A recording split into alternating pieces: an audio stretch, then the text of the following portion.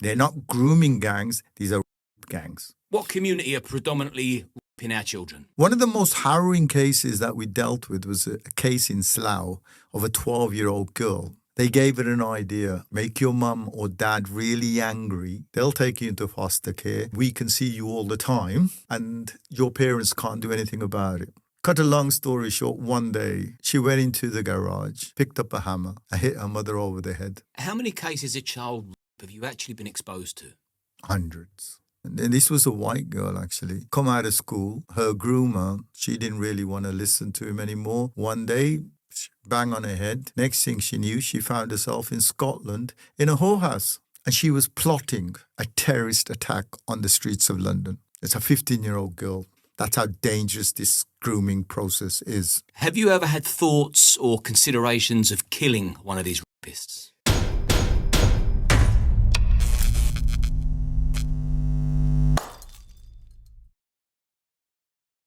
I want to say a quick thank you to our sponsors, Gold Seal. I use their products every single day, and now I finally get to work with them.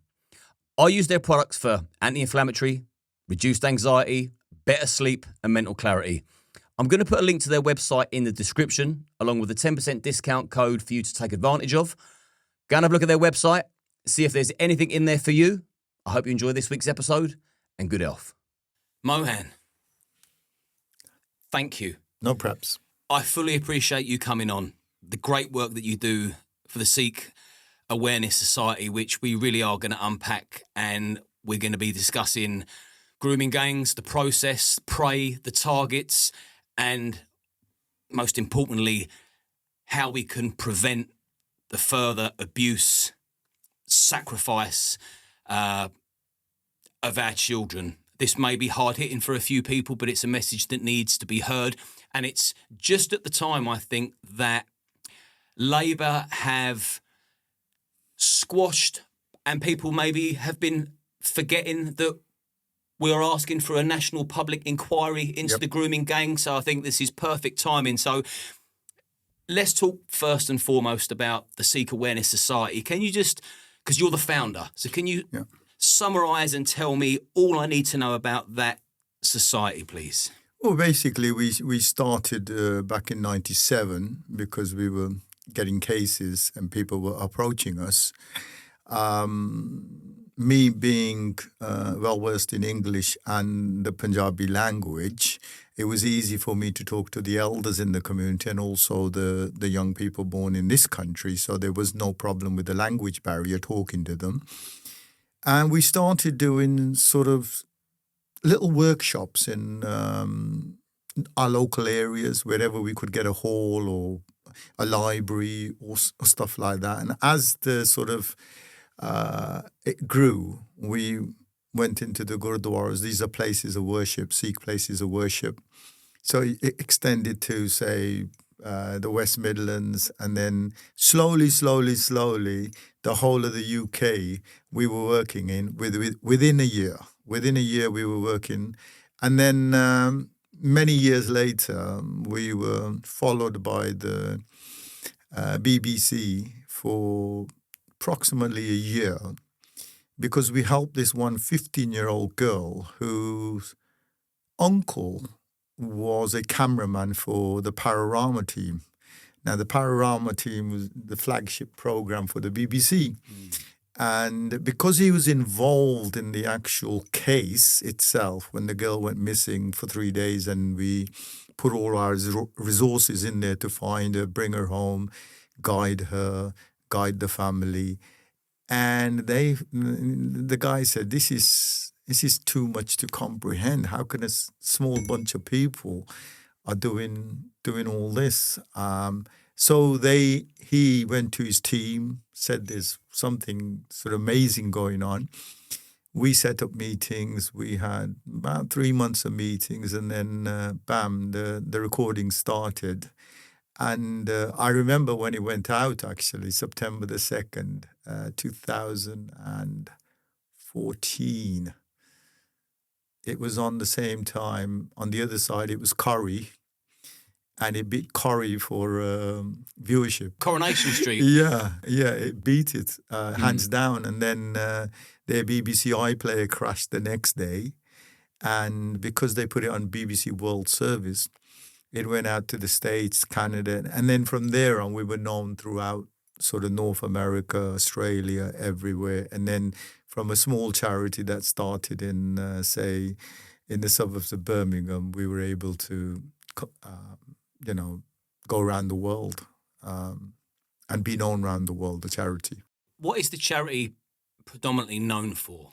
We set up for sexual abuse because these are subjects that within the community, it was like a taboo subject and you couldn't talk about it. So there's a lot of other subjects like mental health and domestic violence and stuff like that, which we cover as well. But primarily it was set up for the whole grooming process because nobody understood what actual grooming is. And we set ourselves out so the word Sikh is our faith. Awareness, it was a society set up to raise awareness of heinous crimes committed against young people. Okay, so there were Sikh victims, very much like we've got young white British victims. Oh, 100%. Because you don't hear much about Sikh children being victims of grooming. True. In the mainstream media. In the mainstream media, you don't. And from working with the Sikh community, we started working with the Hindu community and other communities as the name and fame went out there. So we work with, we've still got the original name, but we work with all communities. And we had a spate of cases at that time, which we thought we need to sort of highlight them and take them out to the community so that they can protect their children, protect their families, because these were heinous crimes committed against young children, and within the Indian culture, honor is a big aspect, and because of the honor, we call it izzat. Because of the honor, we didn't have people go into the police or go into the authority because then everybody will find out, and we had to work with when we first started, we had to work with sort of one hand tied behind our backs, really, more or less. And we were fighting the community to raise the subject where people thought, nah, it's not happening. It's not happening. We're not hearing about it. You're not hearing about it because of the whole honor aspect of things. Okay, so that's why it is. Yeah. And that also in the Hindu community as well. And we worked with the Buddhists. We work with the Christian community. We will work with anyone. If there is a child being abused and that child approaches us or the family approaches us, then we will sort of drop everything, and a child is a child. There's a very famous case, actually. It took place in Burton, near Derby, and it was of I think about three white girls, and these girls were groomed. These girls were being exploited. The father of one of the girls found out, and he tried to educate his daughter in many ways, but she just wouldn't listen, because when you're groomed, your thought is controlled by the other side, the groomers. And then he one day came across one of our YouTube videos, told the girls to watch it. They watched it, and then they went to the police. And that video was played in Derby Crown Court. This is the very reason I'm so glad that you're here today, because we're going to share some telltale signs. And if this interview saves one person, I'll be over the moon, because this subject, I mean, there's a long line of abuse, sexual, violent abuse within my dad's side of the family. So I've seen the damage it causes firsthand. So unnecessary, it can be prevented. Before we go on to the workshops that you do. Yeah. Because that's going to be a real nice thing to unpack. Although I say nice, I mean educational and refreshing for people to think, hey, I needed this without realising it. Let's talk about the main perpetrators of these grooming gangs. So you've been doing this for many, many years. So you've seen probably countless grooming gang cases. What community are predominantly raping our children? We got it from the Pakistani community. And that's to say, because when we set up a helpline, I'm not saying other communities are doing it or not doing it. All the calls that we got, 98% from parents, was reporting that to us, and then we would investigate the case and help the family and help the child. So I can only go on by the calls that we got. And that was predominantly the Pakistani community. What do you think was such the big issue? Because it's only until now, and we're talking, I mean, you know better than me, this has been going on for decades, and they were referred to, and it used to really push my buttons, and I'd imagine more so for you, the way they were described as Asian grooming gangs. Yeah, because if you just, it suits the media narrative and governmental narrative. Now, my argument regarding that has always been because I'm a football fan, yeah? And when England went out abroad to play football in the early 70s and 80s and 90s, we had that problem of hooliganism, yeah? Where they just have too much to drink and they revolt if they've lost a match or something like that. But they were never referred to as European hooligans. They were referred to as English hooligans. So if you can differentiate from there, Asia's a massive continent. You know, Chinese, Koreans, Japanese, Indians. You know, why not? With your findings, because you've arrested these people, you know, you've got the data. Why ain't they named and shamed? And also, if you know the perpetrators, then you can put the resources, governmental resources in there to sort out the problem, because you've isolated the problem. I mean, we had this problem with West Midlands Police when they would say, well, bring us the data, bring us the cases. But what we didn't know was they were sitting on data for 40 years. When the Birmingham Mail, you know, I don't know what you call that act where they keep certain things secret and they release them after 30 years or 35 years when they see fit. The Birmingham Mail demanded it regarding the grooming. And the way they marketed certain things was like the name, so the religion and the ethnicity was out, and on the fourth column was the crime. And now you've got all that data. You tell me if you saw a Chinese name on it. You tell me if you saw a Korean name on it. You tell me if you saw what's in it. They were all the same names. So why are they asking us to produce data or information when they were really sitting on this information? And unfortunately, it was throughout the country. So whether they were told by the paymasters that they can't do certain things, or whether they're told by the politicians you can't really talk about this. The first time I came across this back in 93, it was a professor from Aston University. And the government authorized this report into this kind of behavior. I think it took 2 years to produce the report. It was given to the government. The government then said, take it back and take all the names out. Because it would give the nationality away. It would give the nationality away. And then I think that person said no. And that taxpayers' money was wasted. That report never saw the light.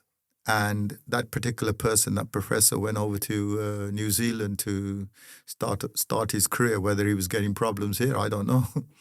It must be extremely, I mean, it's frustrating and upsetting for me as a spectator. It must be absolutely devastating for a parent. It must anger you to think that this could have been, if not prevented, certainly reduced greatly if the truth was reported at the time when it happened. 200%. I mean, if this report's coming out in 93, and I remember reading it, and it's talking about taxis, it's talking about kebab houses, it's talking about all the same stuff that we know. And this is happening in 93. And if you look at all the historical cases that have come to light, whether it's the Rotherham or the Rochdale or the Newcastles or the Keeleys, up Bradford, Oxford, these are all happened in 2000 and late 90s. So just imagine that they had that information and acted on that information. They could have prevented literally thousands and thousands. I mean, even if you look at sexual assault or rape, only 13% ever report rape. So 87% of the perpetrators get away with it because it's not reported. And then only 6% or 5% ever get convicted. So you just imagine what the real damage is. We're not talking about 1,400 children from Rotherham. We're not talking about 1,000 children from Telford. We're not talking about 300 from Newcastle or 300 from We're actually talking in their thousands. And there's some estimates that are saying that up to 1 million young girls, UK children, have been sexually abused by gangs. They're not grooming gangs, these are gangs. That's another phrase that seems to have been introduced into the mainstream, and that used to frustrate me. Grooming is part of the process, but essentially the act that takes place is rape. Why on earth aren't we using those words? Maybe it would have got people's attention a lot sooner. Grooming it's far too mild a term. And why do you think it's taken a community of Sikhs to deal with a Pakistani problem? You see, because if it was my community, if it was going on in my community, I'd make damn sure it was me and my community dealing with it and crushing these rodents that are raping our children. Why is it taking a Sikh community rather than a Pakistani community? We just couldn't sort of turn a blind eye to it because it was very damaging. You can't go to sleep when you hear this kind of thing. You can't, the pictures, the images of what that child's told you, what's happened to them, is replaying in your head. Physically, you're in bed, your eyes are closed. And then it's repeated. And then what do you think's happening to the parents, the mother, the father? It's not affecting the child. It's affecting the whole unit. It's messing with them big time. And so we thought, let's get out there. Let's just raise awareness. Let's educate the community to look at the red flags, to see if we can prevent it from happening. So prevention is better than the cure. It's better dealing with that than the aftermath of the damage that it does to a child. And not just to the child, it does damage to your families. I remember in 2014, as the BBC were recording the documentary, we had 18 girls born in this country who we had to send outside the country for their safety. There's one particular case. It sort of took place in London. And when we found out, she was actually being made to sell herself in King's Cross. And she was being sold there. And it was such a sick mindset that the younger the person, the more money they could make. And then I remember she'd done that for 3 to 4 months. And she got in touch with us through a friend who knew of the organization. And we took her from London. We brought her into the West Midlands and housed her there. And after about 8 to 3 months of harmony, counselling her, trauma counselling, She got confidence. She put something out on her Facebook Good on her. or her Insta. The 9 people that were controlling her in London came to her school To try and intimidate. outside the school. We got the calls. We had to move very quickly. And then we thought, there's no way in the UK this girl is safe. So we had to send her to America. I took her out myself. And when the BBC were recording, we had a couple of girls in Texas. One was in California. A lot we had sent to Canada.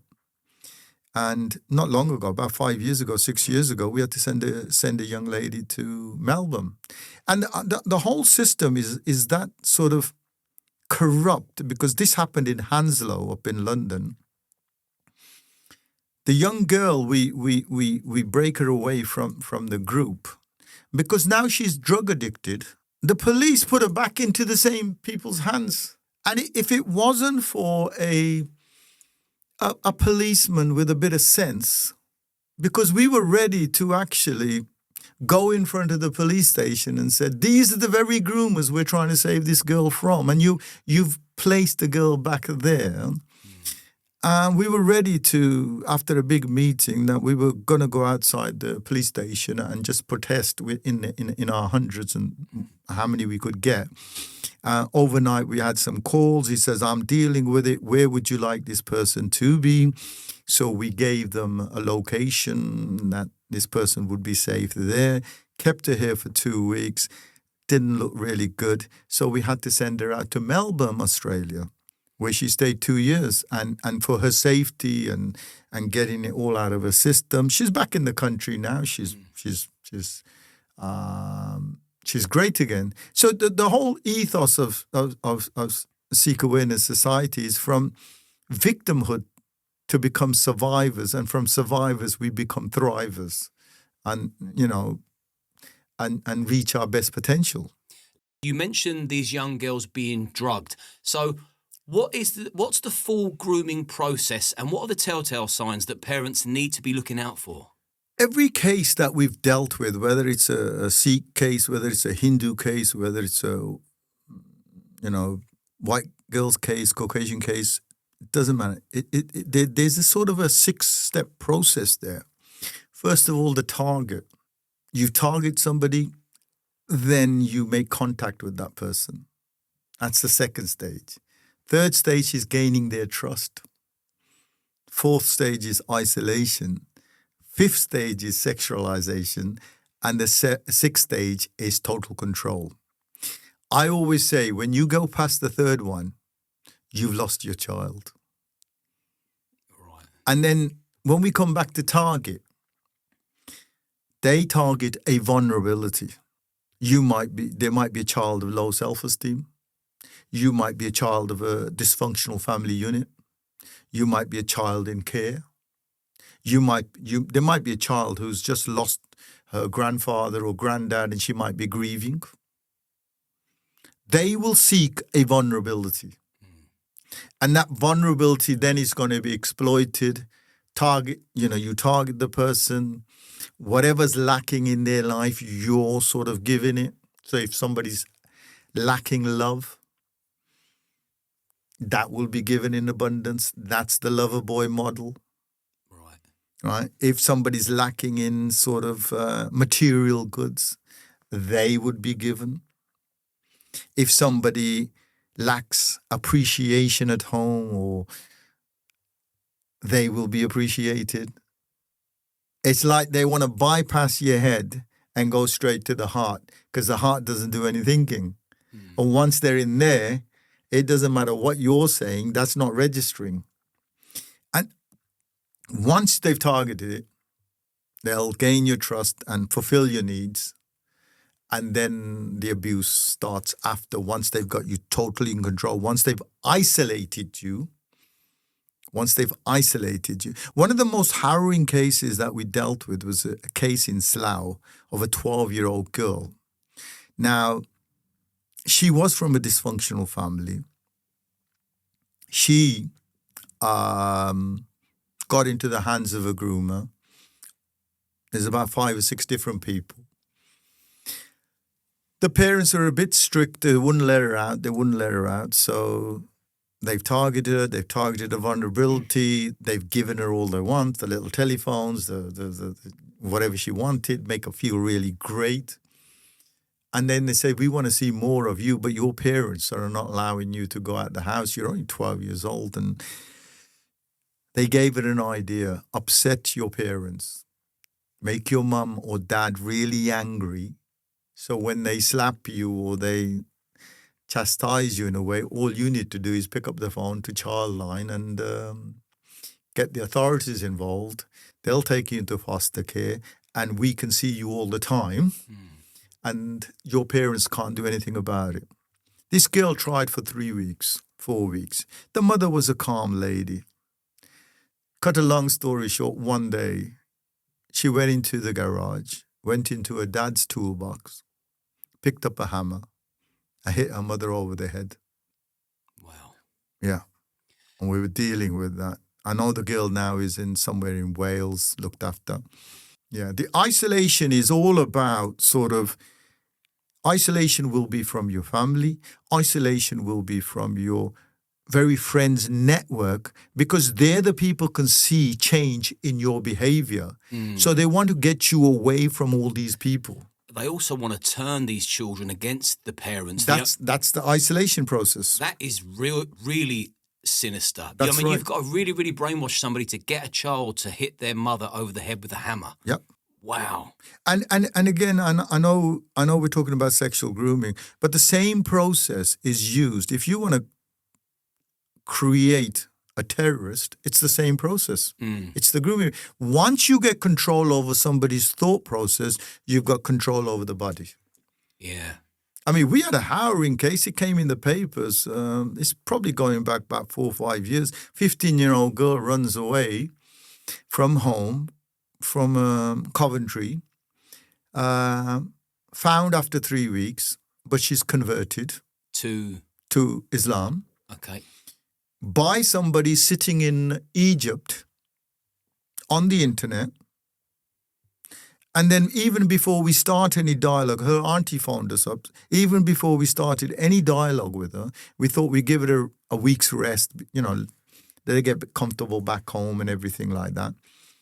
The the Met terrorist police surrounded her house, picked her up, took her to London, and she was plotting a terrorist attack on the streets of London. It's a 15-year-old girl, and the grooming process got to her, and she was plotting a terrorist attack. That's how dangerous this grooming process is. And that's why it's imperative that every parent knows about the whole process. And that's why we hold, at the Sikh Awareness Society, we hold 10-week courses just for parents. So we spend an hour every week, over 10 weeks, just so that the parents can get the whole kit and caboodle, the whole picture of the whole grooming process and what to do. Because sometimes if we find out something's wrong, we can make the situation even worse if we don't know how to handle it. So from A to Z, we'll give them all the tools they need. When we first started, obviously, it was street grooming, outside schools and stuff like that. There was a video we put up. I remember a young lady, and this was a white girl actually, come out of school. Her groomer, she was with him for 3-4 weeks, the boyfriend-girlfriend model. She didn't really want to listen to him anymore. One day, she had a bang on her head. Next thing she knew, she found herself in Scotland in a whorehouse. Pimped out.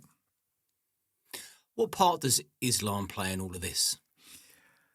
I couldn't answer that one. But I know that individually there are sick people out there.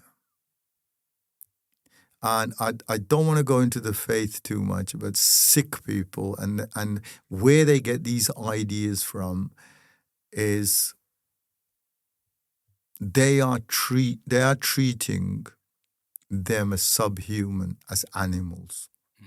I think you might be aware of the case in Oxford, which ended up in the Old Bailey. The Oxford grooming gang. I don't know if you're aware of it, but it was more of a Somalian gang. The leader was called Mohammed Kurar. I think the girl was 11 years old, and this was said in court that she was stripped naked.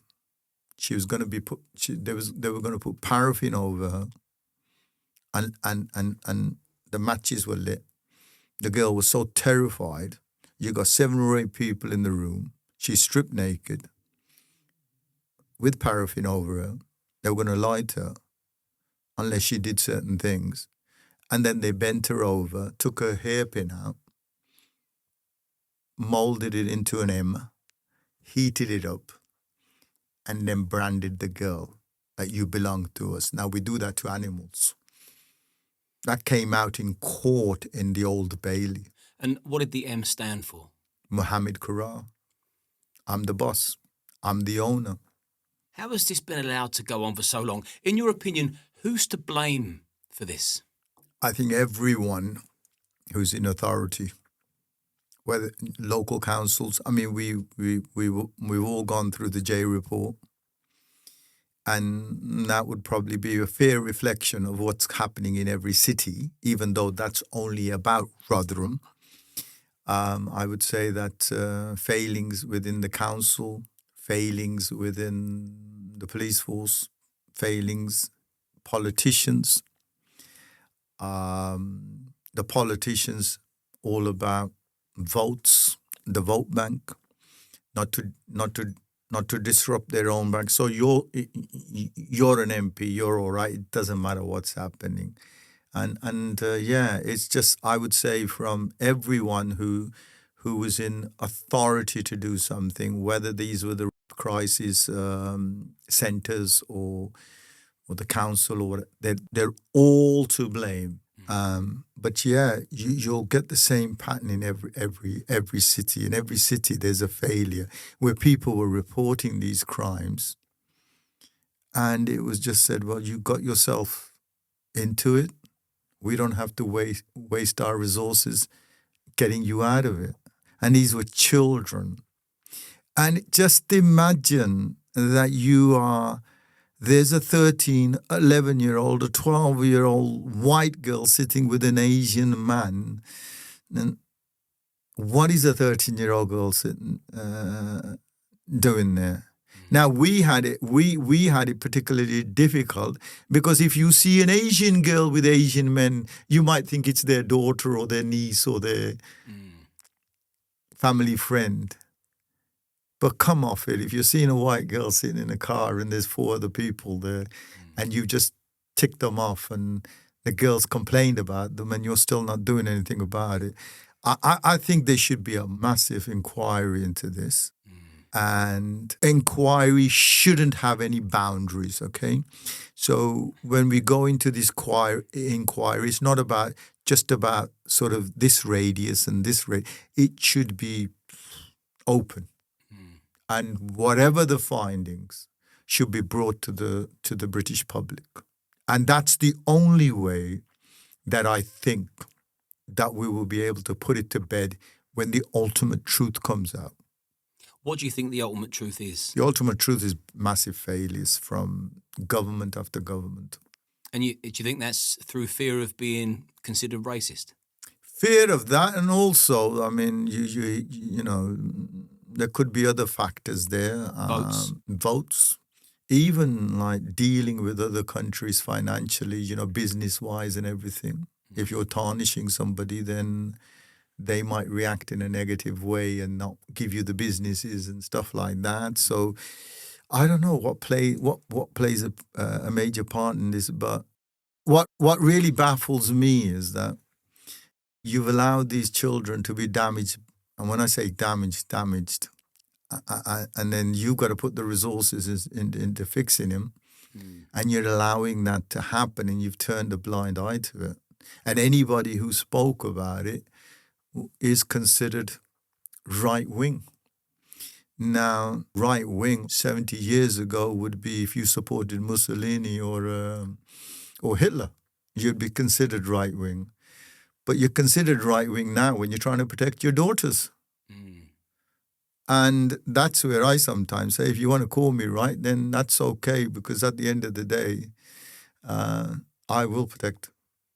I will go out for my daughters and the children. That's these textbook terms, they're set to silence far right, racist, you're radical, you're a bigot, you're a fascist. And I think all of those words have now lost their flavour because it's more important to preserve the innocence of children. And for me personally, call me what you like. I will not stand by and stay silent, because silence is compliance, in my opinion. Well, they you call them grooming gangs or they're actually terrorists because they've instilled so much terror in these young children. Now, how is a young 11-year-old, 12-year-old, 13-year-old, how to deal with blackmail or terror or something?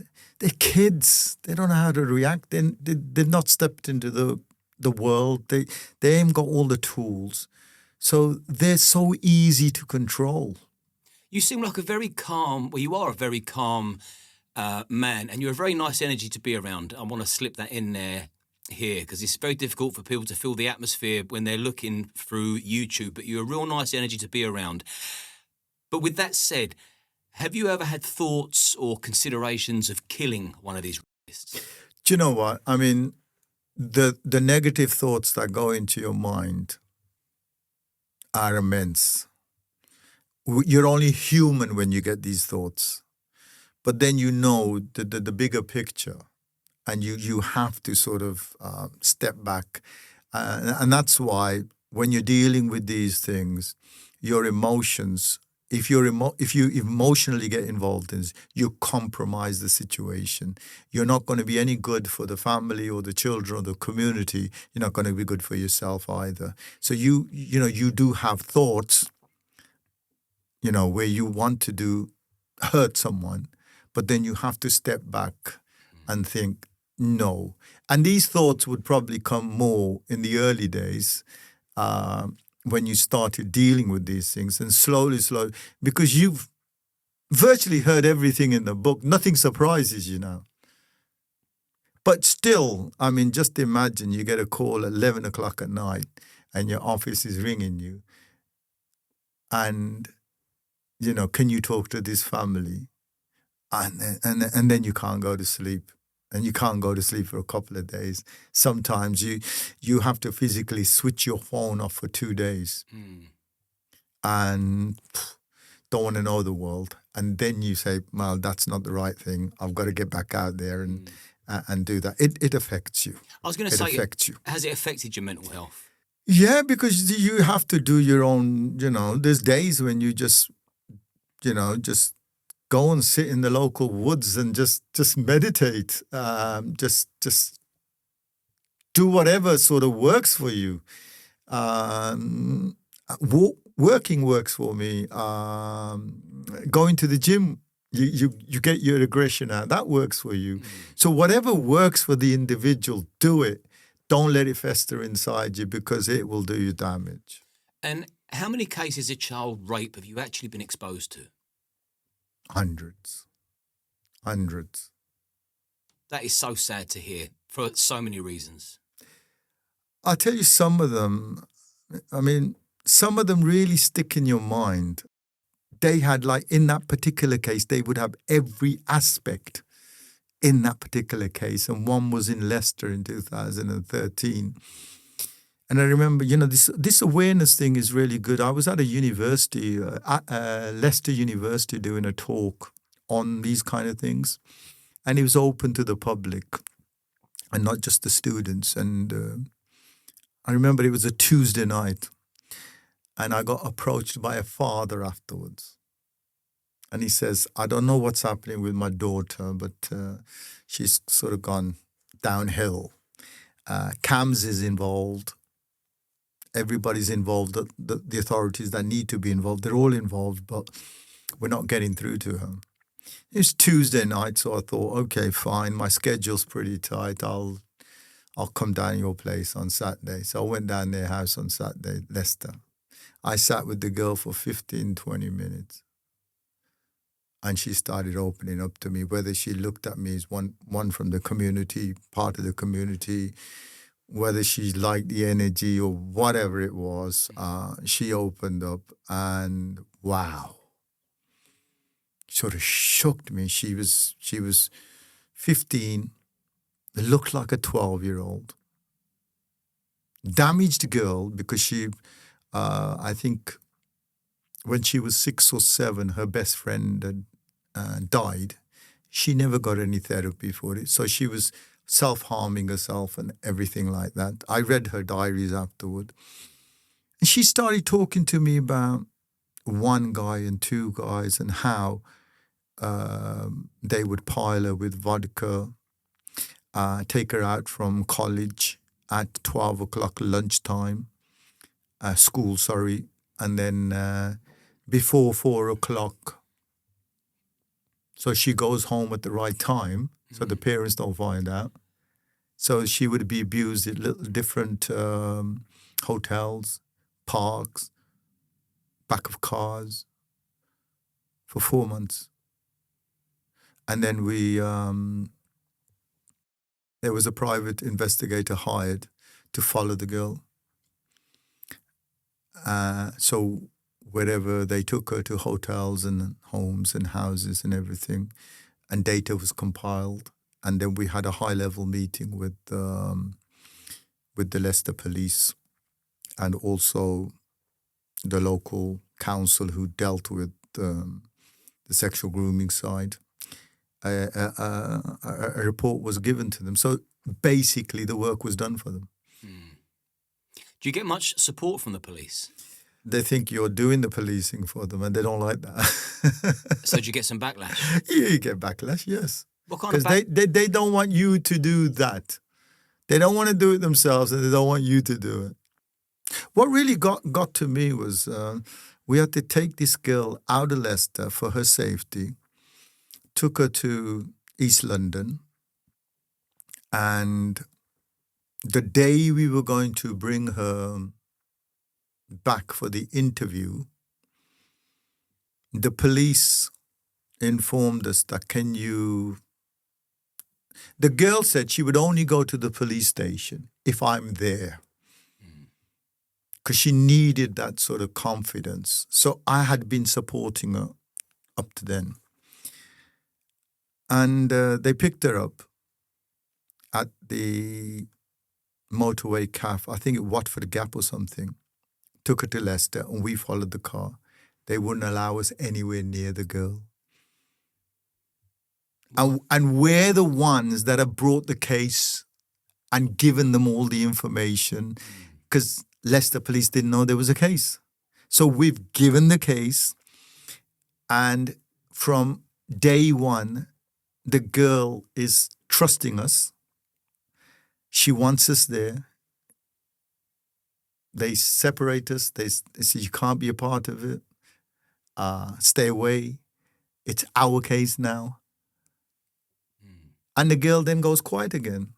Lost her support network. Lost her support network. Most cases, if you look at it, they haven't got to the police. They've gone to charities. People they think genuinely care. I think there's a failure in the system where now people are thinking that the police is a failure. So the trust in that is not there. That really needs to be brought back somehow. Yeah, it's got to come from the top. But maybe this investigation into this, a national inquiry into this can prompt something like that. Because whatever was prompted in the J report, and there was certain things that needed to be done, none of it's been activated. What's the point of doing it? What's the point of doing something like that? And this is the thing that really frustrates me, is that these left-leaning lunatics, when people are calling for a national public inquiry, you get the people on the left saying, there's already been an inquiry. That was just for Rotherham. Exactly. We need a national. You need a national because if it's just happened in Rotherham, then that suffices, okay? You've got it in Newcastle. You've got it in Carlisle. You've got it down Bristol. You've got it in Greater Manchester. You've got it in London. You've got it in the West Midlands. We're all part of that, part of mainland Britain. So it needs a national inquiry, Scotland, everybody involved. Then we can put it to bed and say, yeah, this is what's come out and this is what needs to be done. And every government needs to put their foot there. The only changes I've seen is the sentencing. The sentencing has gone stronger and stronger and stronger. Well, that's one good thing we can take from this. Oh, yes, 100%. Because I remember there was a very high-profile case in Leeds. This was the Huddersfield gang. And I was so involved in that because and there was 22 people in that group of people. These are not gangs. These are groups. They're not even friends. They're relatives. They know each other. Right? And one of the guys who was portrayed to be the leader was from a Sikh background. I was very intrigued by that. Also, we had cases in 2012 from Huddersfield that we were helping. And I remember going to court in Leeds, and a certain high-profile figure was arrested half an hour before I got there. And I went in, and I went in that day because the jury had gone out. And I thought the jury might come in that day so I can hear the verdicts and all that. And sitting in court, after a couple of hours, I don't know what you called them, but there was a clerk from the court says, if we can ask you to sort of leave. And I said, on what grounds? Have I broken any law? I had 3 girls with me, by the way. So it's me and 3 girls. No, the barristers of the groomers have pointed out, and it's making the groomers uncomfortable. I said, if I've broken the court's law, I'd walk out. It's not a problem. You tell me a law that I've broken. If they feel uncomfortable, it might be for the things they've done, not because of me. And then they came back and they says, you can sit here all day, but no verdict's coming in today. We're guaranteeing you that. And then I left. And that guy was sentenced to 31 years or 30 years or life, because there was 3 cases, because it was a massive case. And so sentencing has gone up. If you look at 2004, 2005, people used to get a slap on their hand, 7 years, 6 years, and now it's like 18, 20 years plus, so which is a plus sign. It's a small step in the right direction. Have you ever come under attack by any of these gangs? Verbally, all the time. Physically? No, not physically. Verbally, 100%. Threats? Yeah, you get all that. That's what I mean verbally. Are they threats to be taken serious? Yeah, I mean, you got to be on your guard all the time. You got to be in the nature of the work that you're in. You can't just ignore something like that. And you have to be very careful when you get a phone call or you're going to meet somebody in the middle of the night or there's a girl crying on the other side of the phone. Is that a trap? Is that somebody trying to set you up and get you out there? Or get the team out there? You know what I mean? Are you a target? I'm a target in the sense that the people disagree and say it's not just one community. Okay, and I quite agree with that in the sense that we live in Britain. We live in a predominantly white country. 75% of the public's white, so you're going to get more crime within the white community. And when you look at it statistically, one-on-one crime of abuse might you're going to get it more in the white community. But when it's group related, so it's different models. One-on-one, you might be using that child for your own sexual gratification and you're not passing it on to other people, or you're not earning money from it, or you're not putting it into prostitution. You're using it for your own gratification here. Here, the other model is you've gone in, you've done all the love bombing, you've got control of the, now that child's been trafficked around the country. And you're making money out of it, you're making whatever they're doing with that child. So it's a different model. Now, I remember even the 𝐷𝐿𝐼𝐻 report, and these are two Muslim guys, and reading their report or reading some comments that they made in that report, they says when we started this report, we wanted to put this end to this myth that it's just one community. After the report, it says we tried to do it, but we couldn't. It's 84%. So even their own people are saying that, you know. So how can the Muslim community help put a stop to this? By really, you know, because there are a lot that are religious people. There are a lot of people with morals, values. We're not saying that everyone is a bad apple. We're saying there's a small percentage that are very, very extreme, right? And they need to sort of put this out and raise the education and amongst their own people, because they have access to them. You know, they have access to people in the mosques, in the centres, and they should be really talking about it more and more. Are you welcomed into churches and mosques to speak? Well, I've been involved in. I'm invited into churches, but I've never done it. I've only actually went ever into a mosque. I think there's one it's the oldest mosque in Europe. It's not far from where we are right now, actually. And we had a good debate with the person who was the head priest, say, the Maulvi, they call him. And we had a dialogue with him over a good, probably couple of hours with him and his wife there, and they were very sort of understanding. We've been on debates with,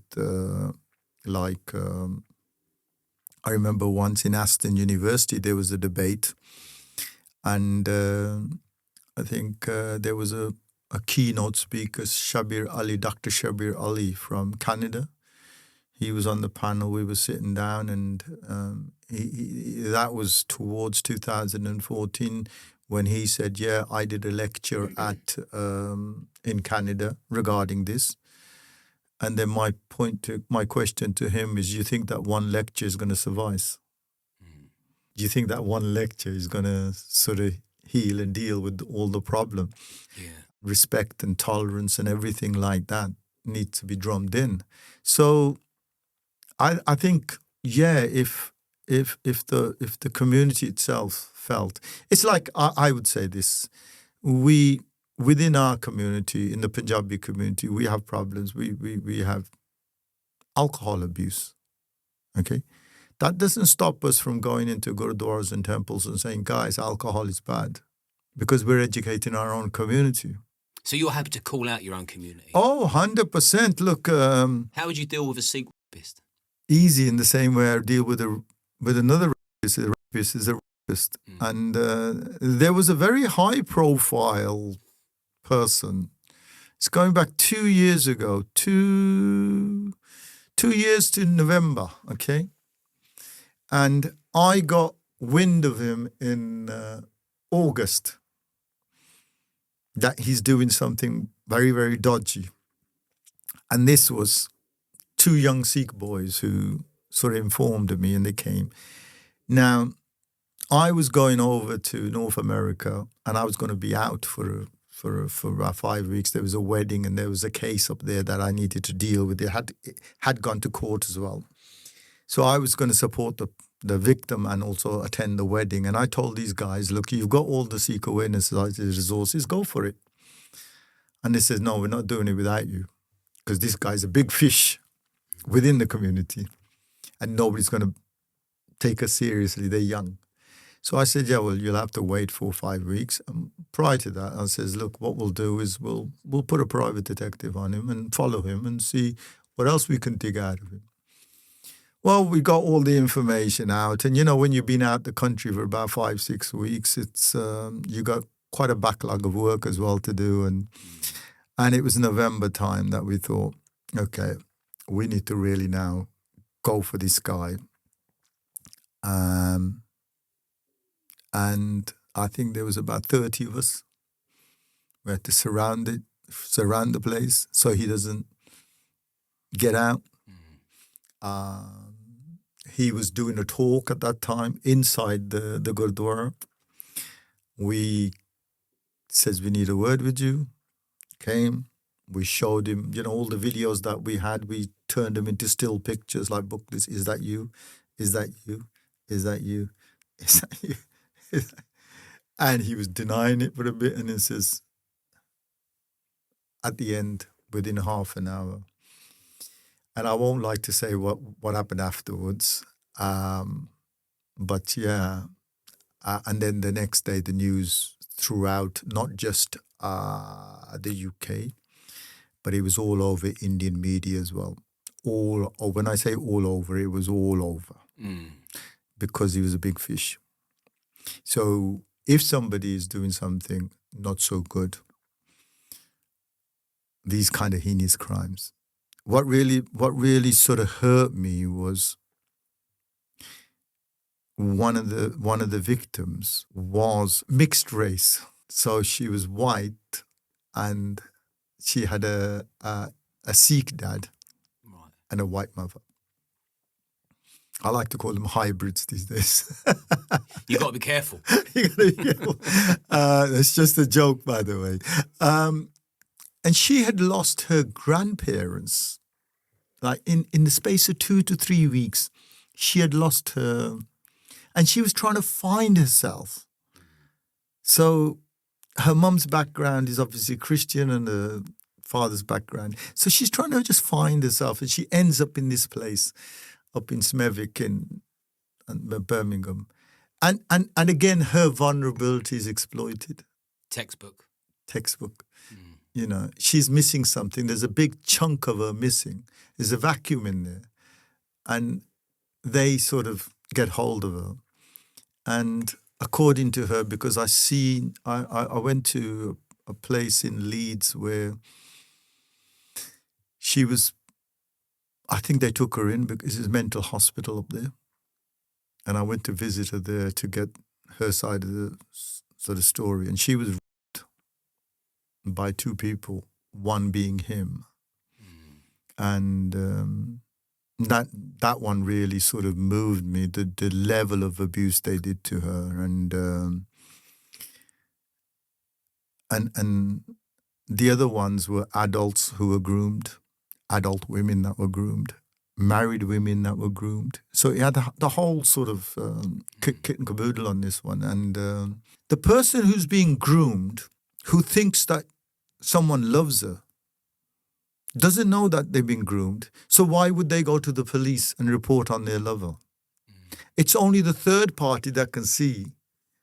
And we were always pushing for law that if a third party spots, whether it's like some rape crisis center or a charity and all that, and whether you don't have the victim and he's not reporting it, at least you can keep an eye out, sort of thing. And that's what we always wanted, so that if the victim doesn't report it, if somebody else is reporting it, at least that group of people can be monitored and see what's happening, and then cases can be put against them.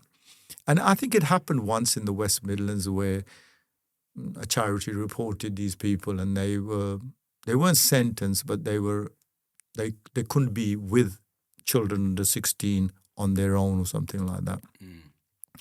And yeah, this was a very high-profile case, and then the whole Indian media picked it up, and my voice was, every time you open the phone, somebody sends you a video or clip, and it's your voice on it.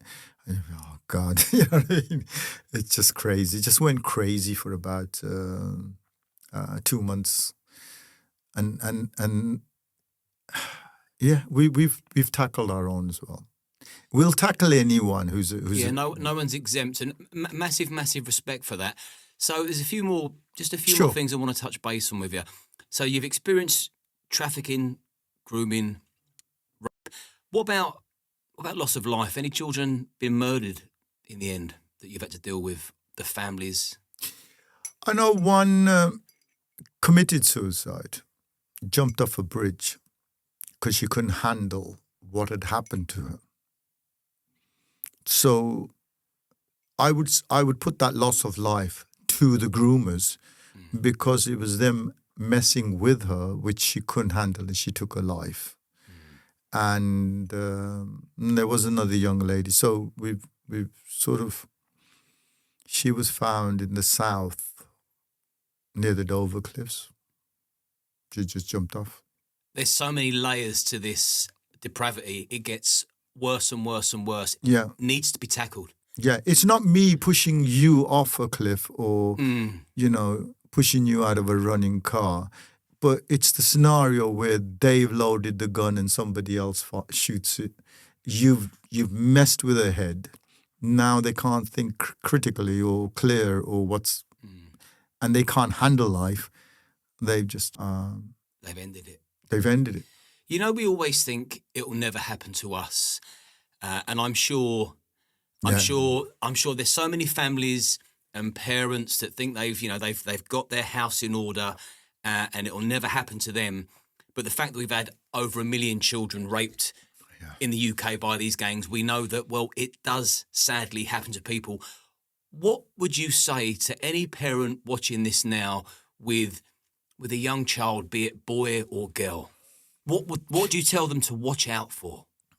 I will say that evil exists, and just don't look at maybe in your own people you hang out with, but evil exists. So that give your child the best tools for when they're inside and outside the house.